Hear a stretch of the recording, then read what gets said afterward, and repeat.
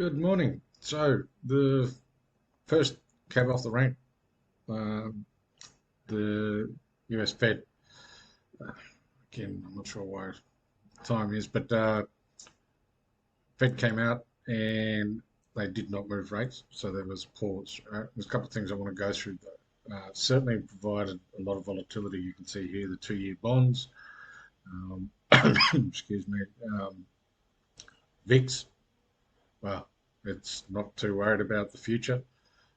Stocks came off, pretty much ended unchanged though after the presser, and dollar index, similar story really for a little bit, but obviously there's a fair bit of volatility around the number or the release.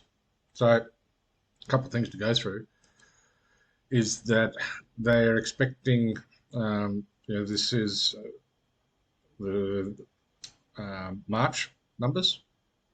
So where we are here, this grey line was the average of the March numbers.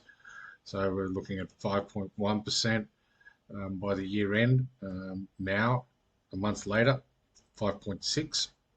So whilst they did not move rates today, and he said that there may be two more to come, considering where rates are now at 5.2% and the average being at 5.6, so you'd have two more rate rises of 25 basis points between now and the end of the year. Will it happen in July? Well, let's talk about that in a minute. So by the end of the year, they're expecting rates to be around 5.6 and not dropping until and only dropping by 1% and through 2024. So that's four cuts throughout the 12-month period of 2024. So and then obviously further rate cuts as the economy starts to pick up and inflation disappears. But there's a lot to happen between now and then, right? So a couple of key points coming out of his press conference is that he hasn't made a decision about July.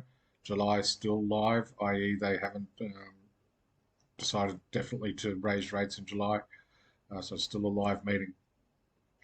Data is consistent on the high side of expectations, so there's still some heat in the economy. And housing forecast about inflation coming down this will contain a big dose of housing disinflation, but that's slower than expected. We have seen some loosening of the labour market conditions, but I like this bit. There's a path to getting back to 2% inflation without a sharp rise in employment. Okay, what path is that? Is that some imaginary path that you've got in your head, or some billy goat track up the side of a mountain, or is it a decent footpath to walk along? I don't see it. All right. Conditions we need to see in place to get inflation down are coming into place. Okay. It is common sense to go slower as we near the destination. We don't know the extent of the banking turmoil. Um, I, I can't tell you we ever have confidence where we see the Fed funds rate will be far in advance. So what's the point of the dot plot? Inflation risk is still to the upside. Core PCE, which is their favourite inflation number that they like to watch. So if you want to see where their thinking is watch that figure. We want to see that core PCE moving down decisively, but it's not. We're not seeing a lot of progress in it. Right? So there's all of that to sort of take into account when you start to think about this is, will 5.6 be enough? If inflation is being stubborn and not really moving, will 5.6 be enough? Will they have to go to 6? Will they go higher? I don't. If inflation's not coming down as expected, I think they will continue to move.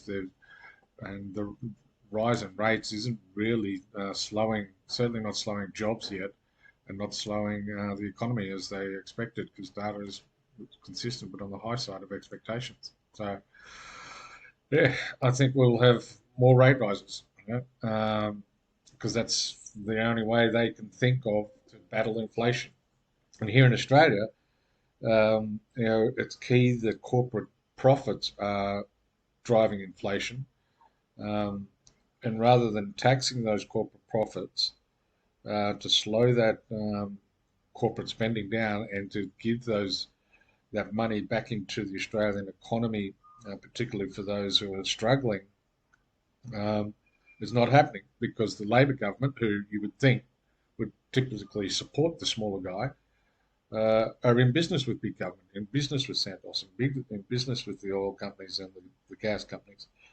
They've got no interest in supporting the smaller man, and their policies are in direct contrast and I guess conflict with the RBA mandate to try and reduce inflation and not be raising rates. So yeah, just a shambles when in politics. Another point, and this is considering we discussed this yesterday, that they started to move interest rates over in China, and that there's more, possibly more coming. And that the reason I point that out is because later today we have Aussie unemployment, and we've got these key numbers out of China as well.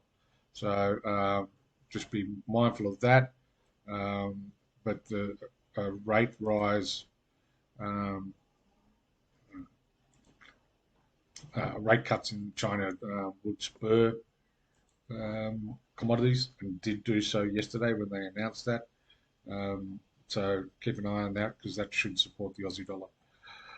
Just quickly going through, I don't want to do that. It's supposed to be oil. Just quickly going through the majors, Aussie dollar. Still trying to push through that 68. Don't know if it'll get there. Well, it obviously has got there, but has failed again. So there's key. Well, it's obvious to see that there's a number of sellers in that area around that 68.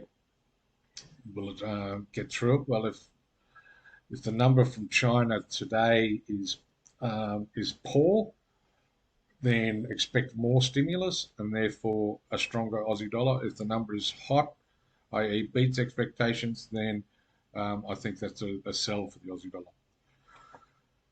Euro. Um,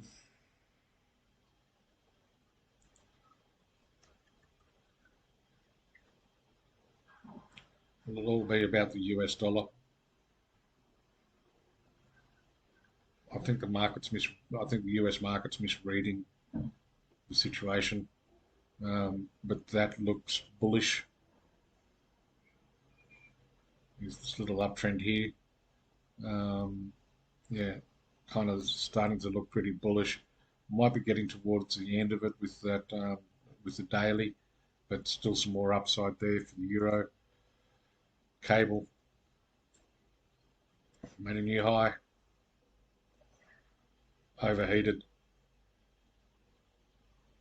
The GDP numbers came out reasonably good, but um, yeah, I think that needs to have a bit of a relax and come back to sort of around the 125.50 area. In dollar yen, stuck in this range. We'll be looking for it to break out of that and take advantage of that in that direction. And that's about it. We'll be back tomorrow, but there's a lot more to come today, so just be careful about that. We've got you've got the Aussie data, well, Kiwi GDP, Aussie data, China data, Euro interest rates, US retail sales, and Lagarde's press conference, and tomorrow the BOJ. So still plenty to come. Trade accordingly.